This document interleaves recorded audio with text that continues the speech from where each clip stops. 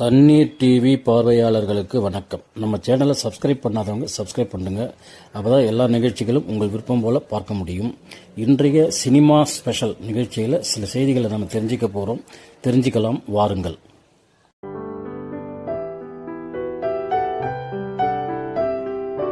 சிம்பு என்கின்ற சிலம்பரசன் அவர் தந்தையால் தமிழ் சினிமா உலகில் அறிமுகப்படுத்தப்பட்ட குழந்தை நட்சத்திரமாக வந்தவர். பிறகு கதையின் நாயகனாக உருவெடுத்தார். அவர் நடித்த எல்லா படங்கள்லையும் வித்தியாசமான கதைகளாக தேர்வு செய்கிறது, பஞ்ச் டைலாக் வச்சுக்கிறது, சில அடையாளங்களை உருவாக்குறது அப்படின்னு சொல்லிட்டு படங்களில் நிறைய பண்ணிக்கிட்டு இருந்தார். அதனால் தமிழ் மக்களுக்கு, முக்கியமாக இளைஞர்களுக்கு, இளைய பெண்களுக்கு அனைவருக்கும் பிடித்த ஒரு கதாநாயகனாக தமிழ் திரையுலகிலே வலம் வந்து கொண்டிருக்கின்றார் சிம்பு அவர்கள். சில காலங்களாக முதிர்ச்சி, அவருடைய சிந்தனை முதிர்ச்சியின் காரணமாக காட்சிகளுடைய வடிவமைப்புகளும் அவருடைய உருவங்களையும் மாற்றி சிறப்பான முறையில் நடிச்சுக்கிட்டு இருக்கிறாரு. அது மட்டும் இல்லாமல் தன்னுடைய ரசிகர்களை சந்திக்கும் போது அடுத்து நான் எந்த மாதிரியான கதைகள் நடித்தா உங்களுக்கு பிடிக்கும் அப்படின்னு சொல்லிட்டு அவங்க கிட்டே கேட்குறாரு. அவங்க என்ன சொல்கிறாங்களோ அதை ஃபுல்லாக காதில் வாங்கிக்கிறாரு. அதே மாதிரியே தன்கிட்ட கதை சொல்ல வரவங்க கிட்டையும் என்னுடைய ரசிகர்கள் என்னை இப்படியெல்லாம் எதிர்பார்க்குறாங்க, அதனால் இதுக்கேற்ற மாதிரி கதைகளை உருவாக்குங்க, எனக்குன்னு சில உருவ மாற்றங்களை உருவாக்குங்க, அப்போ தான் என்னுடைய படங்களெல்லாம் சிறப்பாக அமையும் அப்படின்னு சொல்லி அந்த படங்களுக்கு மெருகேற்றி கொண்டிருக்கின்றார் சிம்பு அவர்கள். அல்லு சபா மூலம் தமிழ் திரையுலகுக்கு அறிமுகமான சந்தானம் அவர்கள் நிறைய படங்களில் நகைச்சுவை நடிகராக நடிச்சுக்கிட்டு இருந்தார். ஏகப்பட்ட படங்கள். அவர் நடித்த அனைத்து நகைச்சுவை காட்சிகளும் ரசிகர்களால் ஈர்க்கப்பட்டது. சிறந்த நகைச்சுவை நடிகராகவே வலம் வந்த சந்தானம் அவர்கள் கதாநாயகனாக மாறினார்.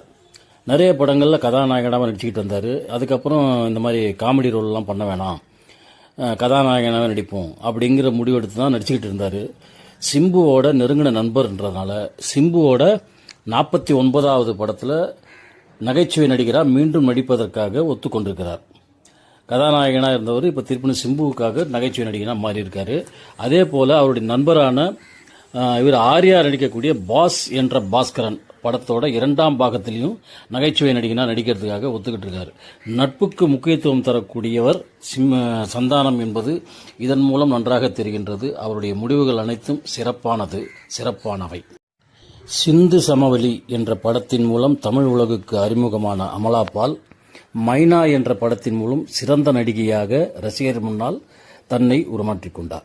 அதிலிருந்து அவர் நடித்த அனைத்து படங்களுமே மிகவும் சிறப்பானதாகவும் அவருடைய நடிப்பு போற்றத்தக்கதாகவும் அமைந்திருந்தது. அதன் பிறகு இடையில கொஞ்ச நாள் என்ன பண்ணிட்டாரு, அவர் கல்யாணம் ஆயிடுச்சின்னு சொல்லிட்டு பிரசவமாக இருக்குன்னு சொல்லிட்டு கர்ப்பமாக இருக்கிறதுனால கொஞ்சம் சினிமா துறையிலேருந்து விலகி இருந்தாங்க. இப்போ திரும்பவும் சினிமா துறைக்கு வந்து தன்னுடைய திரைப்பயணத்தை தொடங்குவதற்கு ஏற்பாடாகி இருக்குது. இதில் வந்து இவங்க வந்து 2022ஆம் ஆண்டில் வந்து கடாவர் என்ற படத்தை இவங்களே தயாரித்து நடிச்சிருந்தாங்க. அதனால் நடிகையாக மட்டும் இல்லாமல் தயாரிப்பாளராகவும் மாறி சிறந்த கதைகளை தேர்ந்தெடுத்து அந்த படத்தை இவங்களே தயாரித்து நடிச்சிருக்கிறாங்க. இப்போ அதே மாதிரி தான் எல்லார்கிட்டையும் கதை கேட்டுக்கிட்டு இருக்காங்க. அற்புதமான கதையாக கிடைத்தால் அதை தயாரித்து நடிப்பதற்கு தயாராக இருக்கின்ற அமலா பால் அவர்களின் இந்த முயற்சி மாபெரும் வெற்றி பெற வேண்டும். இவர் நடிக்கும் அனைத்து படங்களும் சிறப்பாக அமைய வேண்டும். இவர் தயாரிப்பு நிறுவனம் வளர வேண்டும். மல்டி ஹீரோக்கள் கதைகள் பக்கம் திரும்பி இருக்கும் ரவிமோகன். இவர் வந்து 23 வருஷமா தமிழ் சினிமா உலகத்தில் ஜெயம் ரவி என்ற பெயரில் தான் தமிழ் ரசிகர்களுக்கு அறிமுகமாக இருக்கின்றார், ஜெயம் படத்தில் நடித்ததுக்கப்புறம். ஆனால் இப்போ வந்து இவருடைய பெயரை ரவிமோகன் அப்படின்னு சொல்லிட்டு மாற்றிக்கிட்டு ரவிமோகன் ஸ்டுடியோஸ் அப்படின்னு சொல்லிட்டு ஒரு சினிமா தயாரிப்பு நிறுவனத்தையும் ஆரம்பித்து வச்சிருக்கிறார். இந்த நிறுவனத்தின் மூலமாக யோகி பாபுவை வச்சு இவரே தயாரித்து இயக்கவும் திட்டமிட்டு இருக்கின்றார்.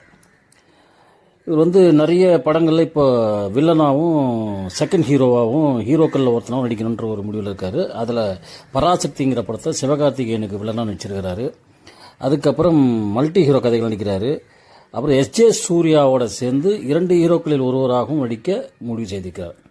இப்படி தமிழ் சினிமா உலகத்திலே வித்தியாசமான சிந்தனையில் தன் திரைப்பயணத்தை தொடர்ந்து கொண்டிருக்கும் ஜெயம் ரவி அவர்களின் முயற்சி அனைத்தும் வெற்றி பெற வேண்டும்.